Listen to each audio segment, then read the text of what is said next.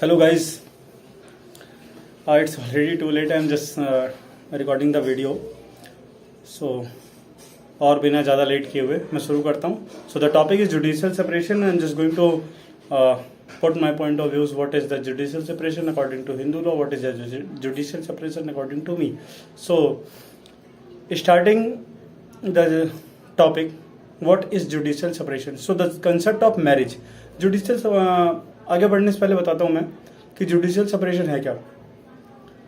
एक कुछ शब्दों में कहूँ तो डिवोर्स अलग होना, लेकिन हिंदू मैरिज में ऐसी कोई सेरेमनी डिफाइंड नहीं है कि आप अलग हो जाए, क्योंकि हिंदू मैरिज ये डिफाइन करता है और ये बोलता है अगर आप शादी करते हो, एक हस्बैंड और एक वाइफ जब बनते हैं तो वो सिर्फ नॉट फॉर दिस लाइफ, सिर्फ इस जन्म के लिए नहीं, आने वाली अपनी लगभग करीब फ्यूचर लाइफ के ऑल्सो लिए, मतलब 7 जन्मों के लिए वो बन जाते हैं उस बंधन में. तो हिंदू मैरिज में कहीं भी जुडिशियल सेपरेशन और डिवोर्स जैसा कोई भी लॉ है ही नहीं.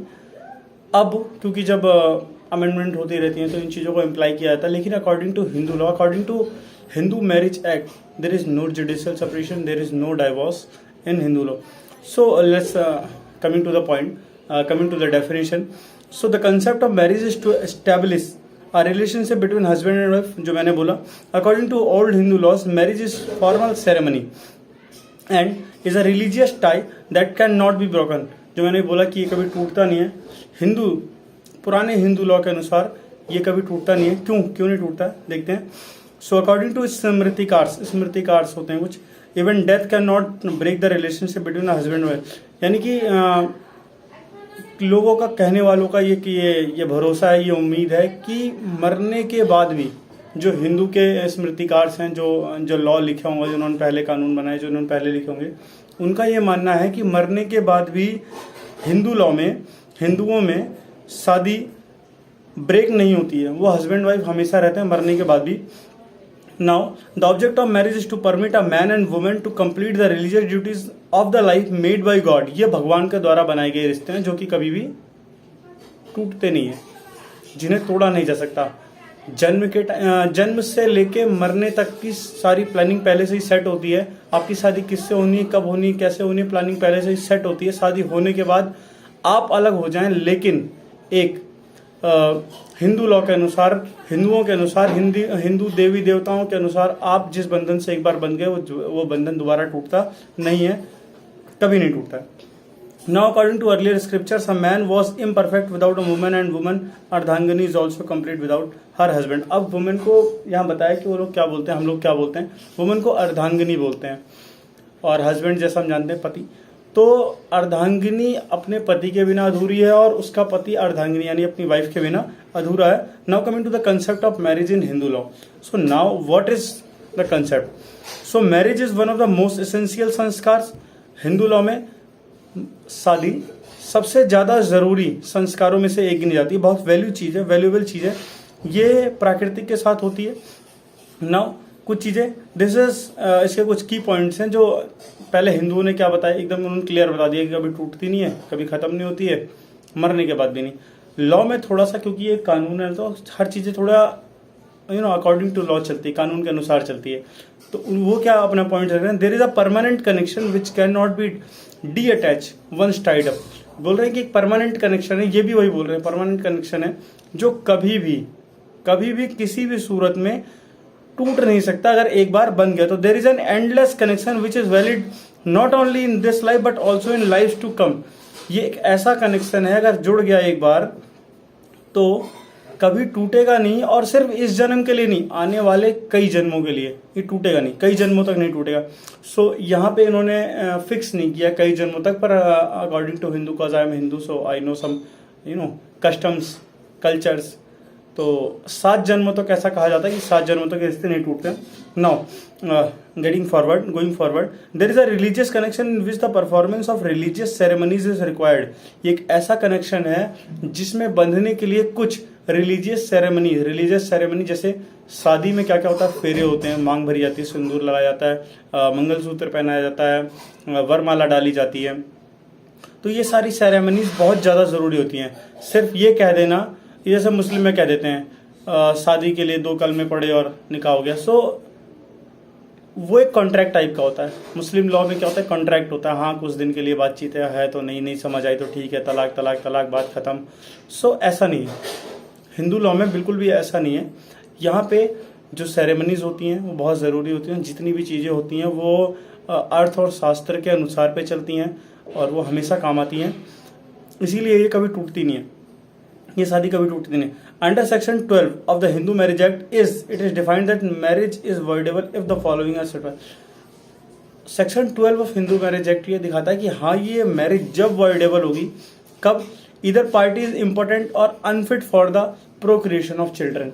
हाँ, बहुत अच्छी बात बोली कि कब ये शादी, अब देखो हिंदू लॉ में हिंदुओं के अनुसार क्या है कि शादी, आप देखो डिपेंड नहीं, कुछ फर्क नहीं पड़ता, अगर आपकी एक बार शादी हो गई तो आप इम्पोर्टेंट हैं, आप क्या बोलते हैं, प्रोक्रिएशन नहीं कर सकते हैं, ठीक है, आगे की जनरेशन बढ़ा सकते हैं नहीं बढ़ा सकते हैं, ये सब कुछ भी मायने नहीं रखता, मायने रखता है क्या आपकी शादी हुई या नहीं, अगर हो गई तो आप बन गए। लेकिन हिंदू मैरिज एक्ट ने कुछ प्रोविजंस रखे हैं, कुछ स्टेटमेंट्स दिए, कुछ एक्सेप्शंस दिए कि हाँ अगर ऐसा कुछ होता है तो आप लोग उससे निजात यानी कि उससे आराम पा सकते हैं, ये दोनों के लिए होता है। तो अगर in case the boy is important means वो प्रोक्रिएशन नहीं कर सकता, बच्चा पैदा नहीं कर सकता है ना। गर्ल के केस में भी सेम होता है। कंडीशन क्लॉज ऑफ सेक्शन 5, जो सेक्शन 5 का क्लॉज है वो डिफाइन करता है। इधर party gives consent in the form of an unsound mind at the time of marriage. शादी के समय पे लड़का या लड़की में से कोई भी एक अनसाउंड माइंड था, मतलब इनसेन हो सकता है, वो पागल हो सकता है, कुछ भी हो सकता है, और वो बताया नहीं गया शादी के टाइम पे, बाद में पता चला, तो वो शादी वर्डेबल हो जाती है। Capable of giving a valid consent such as unfit for the procreation of the child while he is being suffering from a mental disorder. Mentally disorder से के चक्कर में, वो मेंटली डिसऑर्डर से कोई भी पार्टी, लड़का हो या लड़की, हस्बैंड हो या वाइफ, वो परेशान चल रहे थे, जिसके कारण से वो प्रोक्रिएशन नहीं कर सकते, जन्म नहीं दे सकते बच्चे को, दोनों में से कोई भी, मतलब जन्म इन द सेंस कि एक फर्टिलाइज नहीं कर सकता दूसरी को, समझ रहे हो ना। तो ये चीज़ें। Now coming to the next point, either party subjected to the habitual attack of mental disorder. किसी को जो मिर्गी विर्गी आती है, आपने सुना होगा मिर्गी आना, मेंटली डिसऑर्डर, जैसे short term memory loss, you have watch the movie Ghajini, so that kind of scene, you know, I am just giving the illustration, so because you can understand better. Now coming to the if the marriage happened without the consent of the bride or her parent or the guardian pressure, guardian के pressure में आके शादी करवा दी जबरदस्ती, लड़के या लड़की में किसी एक की कंसेंट नहीं थी, शादी करवा दी, तो आप इसको वॉइडेबल, वॉइड तो नहीं पर वॉइडेबल करार दे सकते हो, आप सेपरेट हो सकते हो एक दूसरे से। Bride was pregnant by another man other than the bride groom eight the time of marriage. लड़की शादी से पहले ही किसी और के साथ रिलेशन में थी और उसके साथ रिलेशन में आने की वजह से वो प्रेग्नेंट थी, इस कारण से भी ये मैरिज को हम वॉइडेबल करार दे सकते हैं और ये ठीक भी है। Now coming to the section 5 of HMA Hindu marriage act 1955 defines that a marriage is valid. Valid कब होगी? इधर party student have any other living spouse at the time of marriage. शादी के टाइम पे उसकी कोई और पत्नी नहीं चाहिए, किसी और के साथ लिव इन में नहीं होना चाहिए। Neither party is incapable of giving the valid consent, the consent would be valid only when the parties are sound mind at the time of giving consent. शादी के टाइम जब वो दोनों पार्टी कंसेंट दे रहे थे, हाँ में हामी भर रहे थे कि हाँ हम दोनों रिश्ते के लिए राजी हैं, उस टाइम दोनों की कंसेंट थी और दोनों साउंड माइंड थे, the marriage will be valid. Neither party है subject to the habitual attack, कोई भी मेंटल डिसऑर्डर नहीं है। The age of both spouse should be legal according to the marriage laws, और मैरिज के लॉ के अनुसार दोनों पार्टियों की एज जो है लीगल होनी चाहिए, लड़के की 21, लड़की की 18। पहले ये क्या बोलते हैं 18 और 16 हुआ करती थी, लड़का 18 और लड़की 16, but now it is just change in, है ना, नया अमेंडमेंट एक्ट आया उसमें चेंज किया गया, तो ये हो गया 21 और 18, लड़का 21 साल का होना चाहिए, लड़की 18 साल मिनिमम शादी होने के लिए हिंदू मैरिज में भी। Either party should not fall within the degree of the prohibited reason which is provided under section 3 the Hindu marriage act. There should not be the sapinda relation between the spouse. सबसे बड़ी चीज क्या है? Sapinda relation. ऐसा होता है Muslims में ऐसा कुछ नहीं होता, भाई बहन शादी कर लेते हैं, हमारे में सपिंडा रिलेशन चलता है। सपिंडा क्या होता है? 5 पिंड होते हैं, पापा की तरफ से 5, मम्मी की तरफ से 3, मतलब पापा का बेटा, उसका बेटा, उसका बेटा, उसका बेटा, ऐसे चलता है, ठीक है। और मम्मी की तरफ से मम्मी की बेटी, उसकी बेटी, उसकी बेटी, अगर आपस में कहीं से भी रिलेट कर रहे हैं तो वो शादी इनवैलिड हो जाएगी, क्योंकि हिंदू मैरिज के अनुसार, हिंदू लॉ के अनुसार, हिंदू कस्टम के अनुसार वो दोनों भाई बहन या भतीजा भाई कहीं ना कहीं मैच कर जाएंगे किसी न किसी रिलेशन। सो द वो एक रिलेशन में आते हैं, भाई बहन होते हैं, इसलिए वो शादी वो वर्ड शादी होगी, वैलिड नहीं होगी। Now coming to the section 11 of HMA states that the marriage is void. अब वॉइड किस केस में होती है? देयर इज सिर्फ 2-3 केसेस हैं, मैं आपको बताता हूँ। कुछ क्लॉजेज हैं सेक्शन 5 के 1, 5 और 6। नाउ कमिंग टू द इधर party student have any other living spouse at the time of, शादी के टाइम पे कोई और शादी उसने पहले से कर रखी है, उसकी कोई और वाइफ है, तो सीधी सी बात है वॉइड हो जाएगा। इधर party should not fall within the degree of the Providence relationship under section 3G Hindu marriage act, वो सब पिंडा में नहीं आनी चाहिए। और क्या बोलते हैं, सेक्शन 3G में नहीं आनी चाहिए। सेक्शन 3G ये बोलता है कि वो किसी और प्रोहिबिटेड डिग्री में तो नहीं आ रहा है, प्रोहिबिटेड डिग्री में नहीं आ रहा है, बस यही है।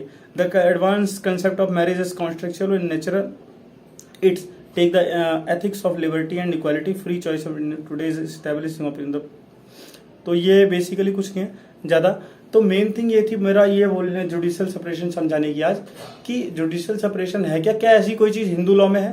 तो अगर मैं बहुत मैंने शुरू में बताई थी, मैं बस ख़त्म करता हूँ इस वीडियो को विद दिस स्टेटमेंट कि there is nothing mentioned in Hindu custom, basically Hindu custom, not in Hindu marriage act. There is not a single statement is mention when you got the marriage, when you did the marriage, you are unable to break the marriage even after your death. The marriage is going to be void or voidable. But according to Hindu Marriage Act, the void, there is some key points, there is some exceptions, there is some sections which defines that if you fall lies under the voidable specs, the voidable specs, your marriage can be voidable. If you lies in the valid specs, your marriage will be valid. And if your marriage, if your the ceremonies falls in void specs, your marriage is just going to be void. So this is, guys, judicial separation. I hope you love the topic. I hope you will just appreciate the video. So I will just be connected with you. Like the video, share the video, comment the video. So if you have any doubt on any topic, just DM me. Definitely I'll just make a video for you guys. So I'm just making the video for the LexClick, and I'm an intern under LexClick. So thanks for LexClick to giving this kind of opportunity, and I appreciate that they are just doing a great job, and I'm happy with the LexClick. The work, whatever they are just doing, everything is just, they are going too good, too great, and thanks to LexClick. Bye bye guys, next time definitely we'll just come with new video.